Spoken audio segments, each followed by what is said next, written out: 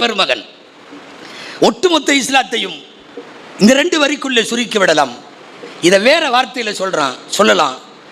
எதையெல்லாம் இஸ்லாம் தடுத்ததோ அதுவெல்லாம் அசிங்கம், எதுவெல்லாம் இஸ்லாம் அனுமதித்ததோ அதுவெல்லாம் அழகு. அவ்வளவுதான். அழகுக்கும் அசிங்கத்திற்கும் நீங்கள் இலக்கணம் சொல்ல வேண்டும் என்றால் இதுதான் இலக்கணம். இஸ்லாம் தடுத்தால் அது அசிங்கம், இஸ்லாம் அனுமதித்தால் அது அழகு. அவ்வளவுதான். நீங்க என்னத்தை வேணும்னாலும் பாருங்க. அன்பானவர்களே, குறிப்பிட்ட அந்த அசிங்கங்கள் நடக்கிற நேரத்தில் நமக்கு அந்த உணர்வு வர வேண்டும். என் இஸ்லாம் இதை தடுத்திருக்கிறது. நல்ல தண்ணி அடிச்சுட்டு இங்கே ஏதாவது பெரிய அக்ராரத்தில் இல்லை பெரிய கால்வாயில் சாக்கடையில் குப்பரை அடித்து படுத்து கிடக்கிறான் ஒருத்தன். அவன் மேலே சாக்கடை தண்ணி எல்லாம் கிடக்குது, நாய் நெறியெல்லாம் பக்கத்தில் கிடக்குது, சுயநினை வெற்று கிடக்கிறான், ஆடை அலங்கோலமாக இருக்கிறது. பார்க்குறவன் நேராக வர்றவன் மூக்கை பொத்திட்டு கொஞ்சம் கிராஸ் பண்ணி அந்த பக்கம் கடந்து போகிறான். அவன் டிச்சில் சாக்கடையில் தலைகீழ படுத்து கிடக்கிறான் இல்லையா? அந்த காட்சியை பார்த்து விட்டு என் வாய் முணுமுணுக்க வேண்டும். என்ன தெரியுமா? என் இஸ்லாம் இதை தடுத்திருக்கிறது. என் இஸ்லாம் இதை விரும்பலை. வட்டி கட்ட முடியாமல் குடும்பமே தற்கொலை செய்து கொண்டு ஒரு குடும்பமே ஜனாசாவாக இருக்கும் இல்லையா? 5 மையத்தை ஒன்றா தடல் கட்ட முடியாமல் வட்டி கட்ட முடியாமல் தற்கொலை செய்து கொள்கிறார்களவா? அந்த வீட்டின் சோகம் அப்பி இருக்கக்கூடிய கூட்டத்திற்கு இடையில் நின்று என் மனம் சொல்ல வேண்டும், என் இஸ்லாம் இந்த வட்டியை தடுத்திருக்கிறது. அசிங்கம் நடக்கிற இடமெல்லாம் இஸ்லாமின் மகத்துவம் வெளிப்படும்.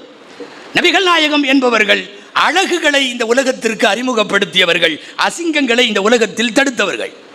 நான் சுருக்கமாய் சொல்ல வருவது, இஸ்லாமிய கலாச்சாரம் போல், இஸ்லாமிய பண்பாடுகளைப் போல், இஸ்லாம் சொல்லித்தந்த நாகரிகங்களைப் போல், நபிகள் நாயகம் விட்டு சென்ற சுண்ணாக்களைப் போல் இந்த உலகத்தில் எதுவும் கிடையாது, யாரும் கிடையாது.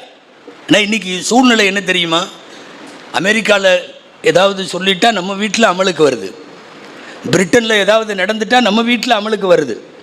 எவனோ எந்த நாட்டுக்காரனோ எதையோ சொல்லியிருப்பான், நாம் உடனடியாக அமலுக்கு கொண்டு வர்றோம்.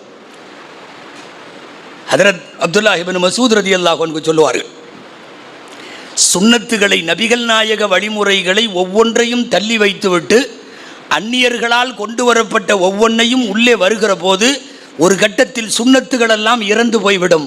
பிதஅத்துகள் என்கிற அனாச்சாரங்களும் அக்கிரமங்களும் மட்டும் நிலைத்துவிடும். அந்த ஒரு பாதையை நோக்கி பயணிப்பது போன்று தெரிகிறது. அதுதான் தடமாறுகிற சமுதாயம் என்று என்னை பேச சொல்லுகிறார்கள். இல்லை, எவனோ கொண்டு வந்ததெல்லாம் நமக்கு எதுக்கு? நபிகள் நாயகம் ஸல்லல்லாஹு அலைஹி வஸல்லம் வழிகாட்டியிருக்காங்க. இல்லை, என்ன இல்லை நபிகளார் வாழ்வில் சொல்லுங்கள். ஏதாவது ஒரு குறிப்பிட்ட ஒரு தலைப்பு, லைஃப்பில் ஒரு பிரச்சனை, சமுதாயத்துக்கு ஒரு பிரச்சனை, அந்த இஷ்யூ சம்பந்தமாக குர்ஆனில் வழிகாட்டல் இல்லை, ஹதீஸில் வழிகாட்டல் இல்லை, எனவே நாங்கள் வேற அப்படி ஏதாவது